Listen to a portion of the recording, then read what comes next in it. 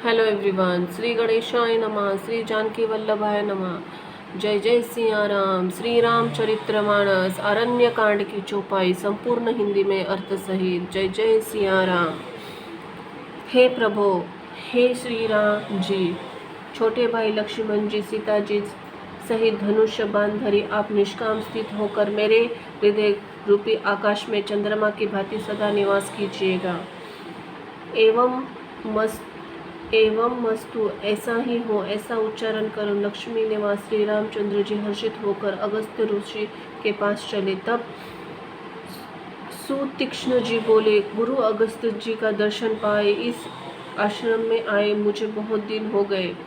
अब मैं भी प्रभु आपके साथ गुरु जी के पास चलता हूँ। इसमें है नाथ, आप पर मेरा कोई एहसान नहीं है। मुनि की चतुरता देखकर कृपा के भंडार श्री रामचंद्र जी उनका साथ ले लिया और दोनों भाई हंसने लगे। रास्ते में अपनी अनुपम भक्ति का वर्णन करते हुए देवताओं ने राजराजेश्वर श्री रामचंद्र जी अगस्त्य मुनि के पास आश्रम पहुँचे।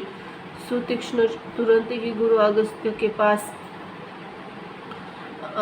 गए और दंडवत करके ऐसा कहने लगे, हे नाथ, अयोध्या के राजा दशरथ जी के कुमार जगदाधर श्री रामचंद्र जी के छोटे भाई लक्ष्मण जी और सीता जी सहित आपसे मिलने आए हैं। जानकी देव, जिनका हे देव आप दिन रात जप करते हैं। यह सुनते ही अगस्त्य ऋषि तुरंत ही दौड़ उठे। भगवान को देखते उनके नेत्रों में आनंद और प्रेम अश्रुओं का जल भर आया। दोनों भाई मुनि के चरण कमलों में गिर पड़े। ऋषि ने उठाकर बड़े प्रेम से उन्हें हृदय से लगा लिया। ज्ञानी मुनि ने आदरपूर्वक कुशल पूछकर उनको लाकर श्रेष्ठ आसन पर बिठाया। फिर बहुत प्रकार से प्रभु की पूजा करने से कहा, मेरे समान भाग्यवान आज दूसरा कोई नहीं है। हे नाथ,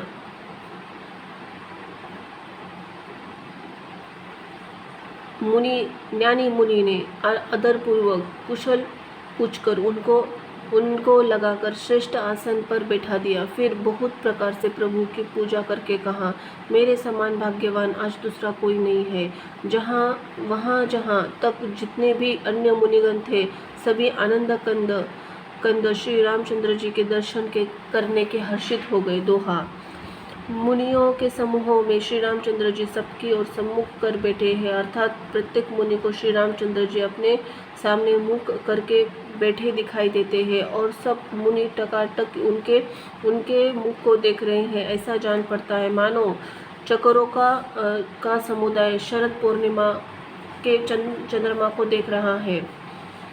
चौपाई। तब श्री रामचंद्र जी मुनि ने कहा, हे प्रभु, आपसे कुछ भी छिपा नहीं है। मैं जिस कारण से आया हूँ वह आप जानते ही हैं।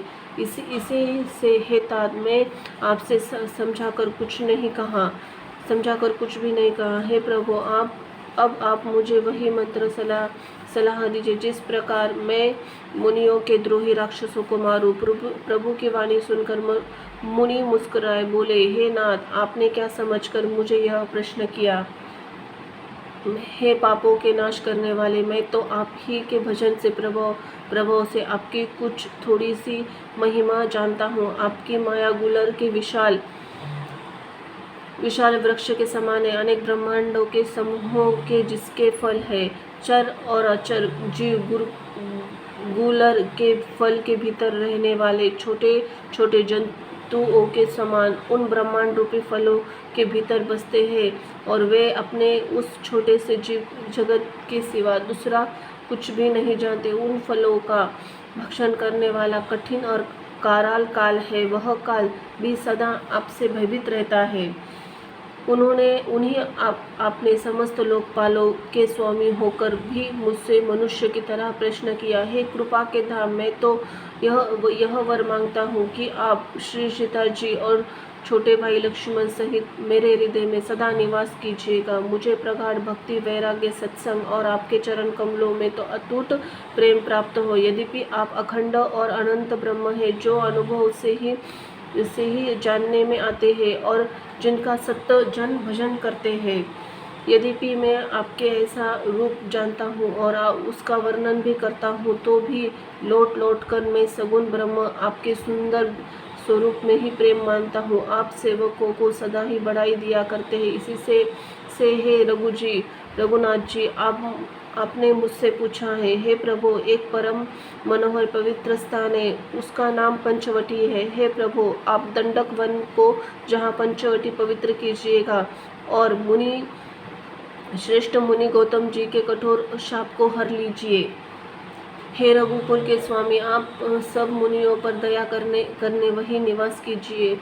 मुनि की आज्ञा पाकर श्री राम जी वहाँ से चल दिए और शीघ्र ही पंचवटी के निकट पहुँच गए। दोहा। वहाँ गर्धराज जटायु से भेंट हुई। उसके साथ बहुत प्रकार से प्रेम बढ़ाकर प्रभु रामचंद्र जी गोदावरी जी के समीप पर्णकुटी पर छाकर रहने लगे। जब श्री रामचंद्र जी वहाँ वनवास किया, तब से मुनि सुखी हो गए। उनका डर जाता रहा। पर्वत, वन, नदी, तालाब शोभा छा गए। वे दिनों दिन अधिक सुहाने मालूम होने लगे। पशु पक्षियों समूह आनंदित रहते हैं और भोरे मधुर गुंजान करते हुए शोभा पा रहे हैं। जहाँ प्रत्यक्ष श्री रामचंद्र जी विराजमान है, उस वन का वर्णन सर्पराज भी नहीं कर सकते। दोहा। हे प्रभु, ईश्वर और जीव का भेद भी सभी समझा कर कहिए, जिससे आपके चरणों में मेरी प्रीति हो और शोक, मोह तथा भ्रम नष्ट हो जाए। चौपाई। श्री रामचंद्र जी ने कहा, हे तात, मैं थोड़े में ही सब समझा कर कह देता हूँ। तुम मन, चित्त और बुद्धि लगाकर सुनो। मैं और मेरा, तू और तेरा, यही माया है जिसने समस्त जीवों को वश में कर रखा है। इंद्रियों के विषयों को और जहाँ तक मन आ जाता है, हे भाई, उन सबको माया जानना है। उसके भी एक विद्या और दूसरी अविद्या, इन दोनों भेदों को तुम सुनो। एक अविद्या दुष्ट, दोष युक्त और अत्यंत दुख रूप है, जिसके वश होकर जीव संसार रूपी कुएं में पड़ा हुआ है। एक विद्या जिसके वश में गुण है और जो जगत की रचना करता है, वह प्रभु से प्रेरित है। उसने अपने बल से कुछ भी नहीं है। ज्ञान वही है जिसमें मान आदि एक भी दोष नहीं है और जो सबसे समान रूप से ब्रह्म देखता है, उसी को परम वैराग्य कहना चाहिए। जो सारी सिद्धियों और 3 गुणों को तिनके के समान त्याग चुका है, जिसने मान, दंभ, हिंसा, क्षमा, रहित्य, टेढ़ापन, आचार्य की सेवा, अपवित्रता, अस्थिरता, मन को निर्ग्रहित न होना, इंद्रियों के विषय में आसक्ति, अहंकार, जन्म, मृत्यु, जरा, व्याधिमय जगत में सुख, बुद्धि, स्त्री, पुत्र, घर आदि में आसक्ति तथा ममता, इष्ट अनिष्ट की हर्षी प्राप्ति में हर्ष, शोक, भक्ति का अभाव, एकांत में मन न लगना, विषयी मनुष्य के संग में प्रेम, ये 18 न हो, नित्य अध्यात्म, आत्मा में स्थिति तथा तत्वज्ञान अर्थात तत्वज्ञान द्वारा जानने में योग्य परमात्मा का नित्य दर्शन, वही ज्ञान कहलाता है। देखिए गीता का अध्याय। दोहा। जो माया को, ईश्वर को, अपने स्वरूप को नहीं जानता, उसे जीव कहना चाहिए। जो कर्मानुसार बंध और मोक्ष देना है, सबके परे और माया का प्रेरक है, वह ईश्वर है। धर्म के आचरण से वैराग्य और योग से ज्ञान होता है तथा ज्ञान मोक्ष को देने वाला है, ऐसा वेदों ने वर्णन किया है। अरे हे भाई, जिससे मैं शीघ्र ही प्रसन्न होता हूँ, वह मेरी भक्ति है, जो भक्तों को सुख देने वाला है। वह भक्ति सर्वत्र है, वह भक्ति स्वातंत्र्य है और उसको ज्ञान विज्ञान किसी दूसरे का सहारा अपेक्षा नहीं है। ज्ञान और विज्ञान तो उसके आदि नहीं है। भक्ति अनुपम एवं सुख का मूल है। वही तभी मिलती है जब संत अनुकूल और प्रसन्न होते हैं। अब मैं भक्ति के साधन विस्तार से कहता हूँ। यह सुगम मार्ग है जिससे जीव मुझको सहज ही पा जाते हैं। पहले तो ब्राह्मण के चरणों में अत्यंत प्रीति हो, वेद की रीति अनुसार अपने अपने वर्णाश्रम के कर्म में लगे रहे। इसका फल और विषयों से वैराग्य होगा। तब वैराग्य होने पर भी मेरे धर्म, भागवत धर्म में प्रेम उत्पन्न होगा। तब श्रावण आदि 9 प्रकार की भक्तियाँ दृढ़ होगी। मन में मेरी लीलाओं प्रति अत्यंत प्रेम होगा। जिसका संतों के चरण कमलों में अत्यंत प्रेम हो, मन वचन कर्मों से भजन का दृढ़ नियम हो, और जो मुझको गुरु पिता माता भाई पति और सभी देवताओं से कुछ जाने और सेवा में दृढ़ हो।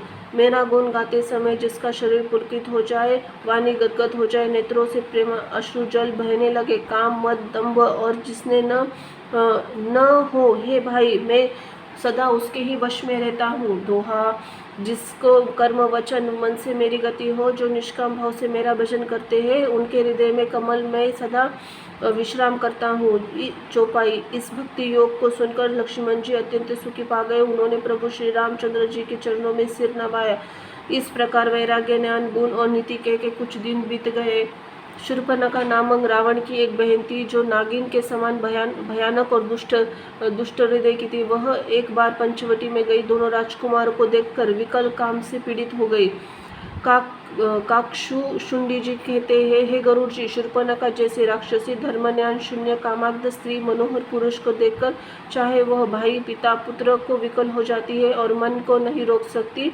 जैसे सूर्य कांतमणि सूर्य को देखकर द्रवित हो जाता है, ज्वाला पिघल जाती है। वह सुंदर रूप धरकर प्रभु के पास जाकर और बहुत मुस्कुराकर वचन बोली, न तो मैं तुम्हारे समान कोई पुरुष है, न मेरे समान कोई स्त्री। विधाता ने यह संगत जोड़ा बहुत विचार करके रचा है। मेरे योग्य पुरुष जगत भर में नहीं, मैंने तीनों लोकों में खोज देखा, इसी से मैं अब तक कुमारी अविवाहित रही। अब तुमको देखकर कुछ मन माना चित्त ठहरा है। सीता जी की ओर देखकर प्रभु श्री रामचंद्र जी ने यह बात कही कि मेरा छोटा भाई कुमार है। वह लक्ष्मण जी के पास गई। लक्ष्मण जी ने उसे शत्रु की बहन समझकर और प्रभु को देखकर कोमल वाणी बोले, हे सुंदरी सुन, मैं तो इनका दास हूँ, मैं पराधीन हूँ, अंततः तुम्हें सुभाता सुख नहीं होगा। प्रभु समर्थ है, कौशलपुर के राजा है, वो जो कुछ करेंगे उन्हें सब फपता है। इसमें सेवक सुख चाहे, भिखारी सम्मान चाहे, व्यसनी जैसे जुए शराबी आदि का व्यसन हो, धन और व्याभिचारी शुभ गति चाहे, लोभी यश चाहे और अभिमानी चारों फल, अर्थ धर्म काम मोक्ष चाहे। ये तो सब प्राणी आकाश में दूह कर दूध लेना चाहते हैं, अर्थात असंभव बात को संभव करना चाहते हैं। वह लौटकर फिर श्री रामचंद्र जी के पास आई। प्रभु ने उसे फिर लक्ष्मण जी के पास भेज दिया। लक्ष्मण जी ने कहा, तुम्हें वही वरेगा जो लज्जा को तृण तोड़कर अर्थात प्रतिज्ञा करके त्याग देगा, अर्थात जो निपट निर्लज्ज होगा। तब वह खिसियाई हुई क्रोध होकर श्री रामचंद्र जी के पास गई। उन्होंने अपना भयानक प्रकट रूप किया। सीता जी को देखकर भयभीत देखकर श्री रघुनाथ जी ने लक्ष्मण को इशारा देकर कहा। दोहा, लक्ष्मण जी ने बड़ी फुर्ती से उनको बिना नाक कान का ही कर दिया, मानो उसके हाथ रावण को चुनौती ही दे दी हो। चौपाई, बिना नाक कान के विकराल हो गई। उसके शरीर के रक्त इस प्रकार बहने लगा मानो काले पर्वत से गेरू की धारा बह रही हो। वो विलाप करती हुई खर दूषण के पास गई, बोली, हे भाई, तुम्हारे पौरुष वीरता को धिक्कार है, तुम्हारे बल को धिक्कार है। उन्होंने पूछा। तब शूर्पणखा ने ते सारी सब समझा कर कहा। तो सब सुनकर राक्षसों ने की सेना तैयार की। राक्षस के पर्वत समूह झुंड के झुंड दौड़े, मानो पंखधारी काजल के पर्वतों के पास झुंड हो। वे अनेक प्रकार की सवारियां पर चढ़े हुए तथा अनेक प्रकार के सुरतों के हैं, वे अपार है और अनेकों प्रकार के असंख्य भयानक हथियार धारण किए हुए। उन्होंने नाक कान कटी हुई अमंगल रूपिणी शूर्पणखा को आगे कर दिया। अगणित भयंकर अशकुन हो रहे हैं, परंतु मृत्यु के वश होने के कारण वे सब के सब उनको कुछ गिनते नहीं है। गरजते ललकारते हैं, आकाश में उड़ते हैं। सेना को देखकर योद्धा लोग बहुत ही हर्षित होते हैं। कोई कहता है, दोनों भाइयों को जीता ही पकड़ कर मार डालो और स्त्री को छीन लो। आकाश मंडल धूल से भर गया। तब श्री रामचंद्र जी ने लक्ष्मण जी को बुलाकर उनसे कहा, राक्षसों की भयानक सेना आ गई है। जानकी जी को लेकर तुम पर्वत की कदरा में चले जाओ, सावधान रहना। प्रभु श्री रामचंद्र जी के वचन सुनकर लक्ष्मण जी के हाथ में धनुष्य बाण लिए सीता जी को लेके चले। शत्रुओं की सेना समीप आई है, यह देखकर श्री रामचंद्र जी ने हंसकर कठिन धनुष्य को चढ़ाया। छंद। कठिन धनुष्य चढ़ाकर सिर पर जटा का जूड़ा बांधते हुए प्रभु कैसे सुशोभित हो रहे हैं, जैसे मकरंद मणि पन्ने पर पर्वत करोड़ों बिजलियों से दो सांप लड़ रहे हो।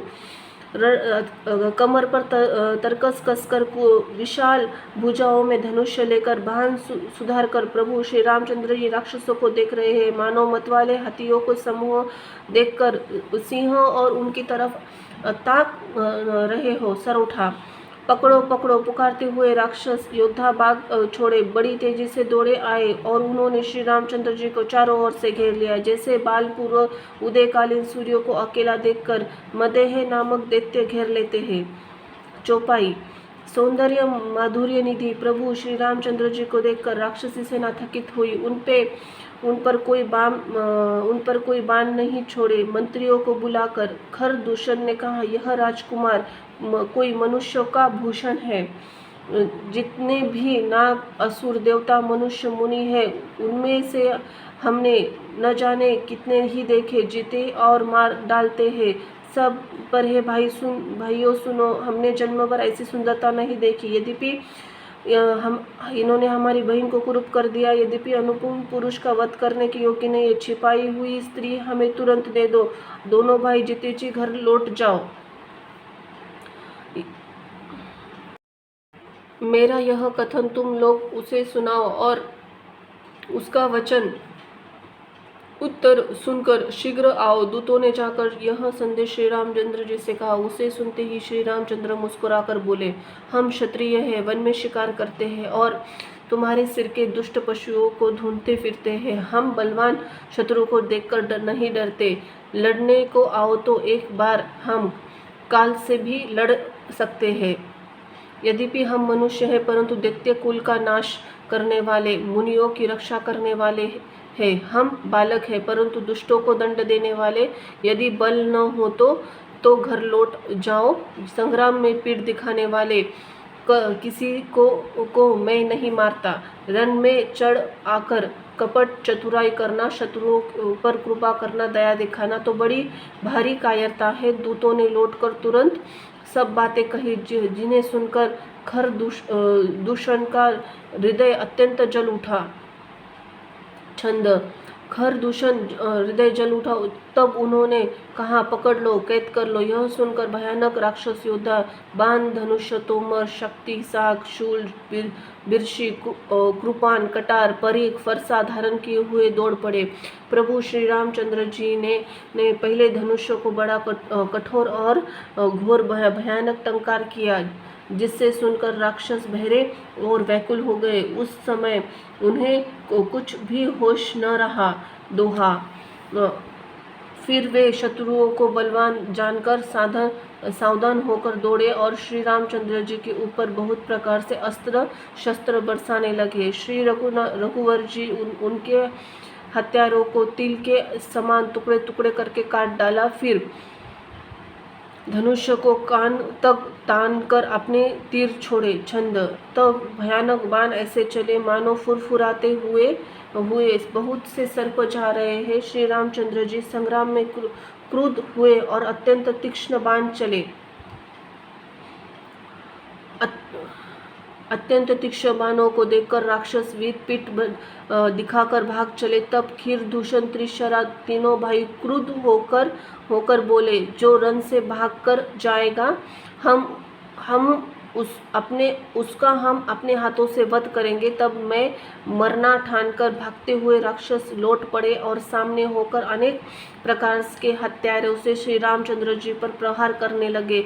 शत्रु को अत्यंत कुपित जानकर प्रभु ने धनुष्य पर बाण चढ़ाते बहुत प्रकार से बाण छोड़े, जिससे भयानक राक्षस कटने लगे। उनकी छाती, सिर, भुजा, हाथ और पैर जहाँ तहाँ पृथ्वी पर गिरने लगे। बाण लगते ही वे हाथी की तरह चिघड़ाते हैं।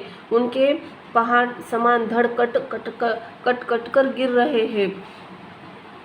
योद्धाओं के सिर कटाकर सैकड़ों टुकड़ों में हो जाते हैं, फिर माया करके उठ खड़े होते हैं। आकाश में बहुत सी भुजाएं, सिर उड़ रहे हैं तथा बिना सिर के धड़ दौड़ रहे हैं। चील या क्रोंच कौवे, पक्षी, सियार कठोर और भयंकर कट कट शब्द कर रहे हैं। छंद। सियार कटकटाते, भूत प्रेत पिशाच खोपड़ियाँ बटोर रहे हैं अथवा खप्पर भर रहे हैं। वीर वेताल खोपड़ियों पर ताल दे रहे हैं और योगिनियों नाच कर रही है। श्री रघुवीर के प्रचंड बाण योद्धाओं के वृक्ष स्थल भुजाओं और सिरों पर टुकड़े टुकड़े कर डालते हैं। उनके धड़ जहाँ तहाँ गिर पड़ते हैं, फिर उठते हैं, लड़ते हैं, पकड़ो पकड़ो का भयंकर शब्द करते हैं।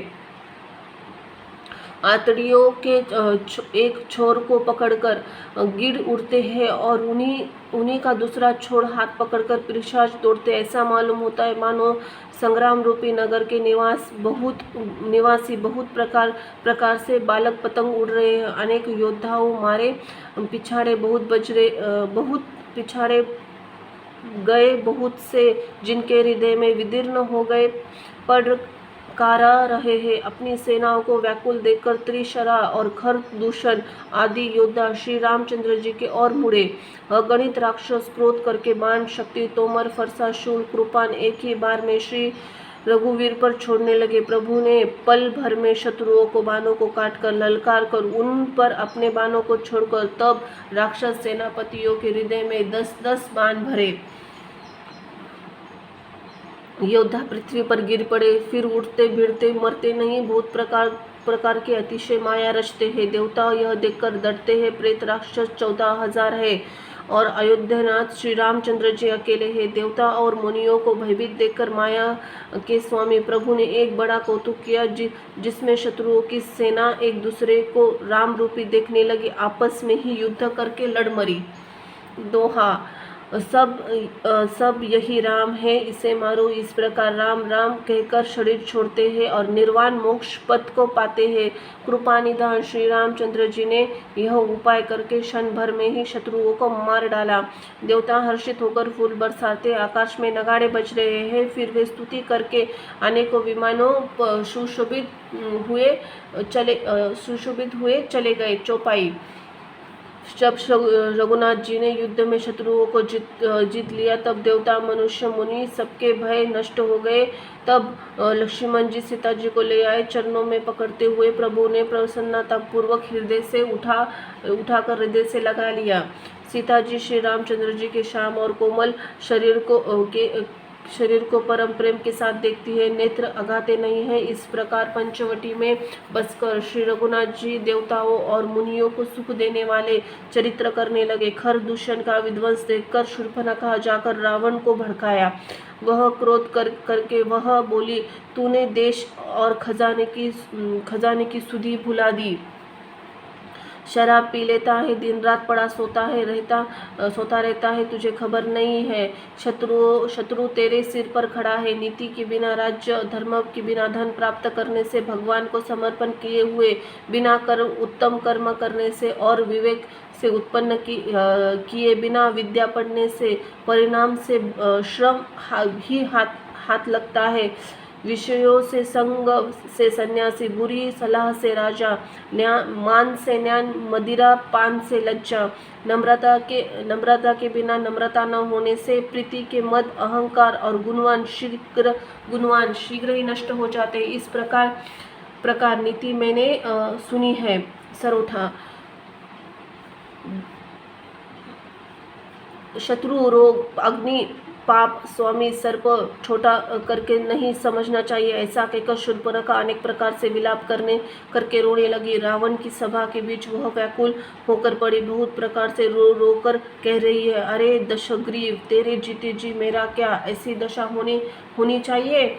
चौपाई। शूर्पणखा के वचन सुनते ही सभा से अकुला उठा। उन्होंने शूर्पणखा की बाहें पकड़कर उसे उठाया और समझाया। लंकापति रावण ने कहा, अपनी बात तो बता, किसने तेरे नाक और कान काट लिए। वह बोली, अयोध्या के दशरथ पुत्र, जो पुरुषों में सिंह के समान है, वन में शिकार खेलने के लिए आए हैं। मुझे उनकी करनी ऐसी समझ पड़ी कि वे पृथ्वी के राक्षसों को रहित कर देंगे। जिनकी भुजाओं का बल पाकर दशमुख मुनि लोग वन में निर्मय होकर विचरने लगे। वे देखने में तो बालक है, पर काल के समान। वे परम धीर श्रेष्ठ धनुधर अनेक गुणों की खान युक्त है। दोनों भाइयों का बल प्रताप अतुलनीय है। वे दुष्टों का वध करने लगे और देवताओं तथा मुनियों उनको सुख देने वाले। वे शोभा के धाम है, राम ऐसा उनका नाम है। उनके साथ एक तरुणी सुंदर स्त्री भी है। विधाता ने उस स्त्री को ऐसा रूप की राशि बनाया है, 100 करोड़ रति कामदेव की स्त्री उस पर निछावर है। उनके छोटे भाई ने मेरे नाक और कान काट डाले। मैं तो तेरी बहन हूँ, यह सुनकर वे मेरी हंसी करने लगे। मेरी पुकार सुनकर खरदूषण सहायता करने आए, पर उन्होंने क्षण भर में सारी सेना को मार डाला। खरदूषण त्रिशरा का वध सुनकर रावण के सारे अंग जल उठे। बोलो सिया राम की जय। जय हो लक्ष्मण महाराज की जय हो। हनुमान जी धन्यवाद।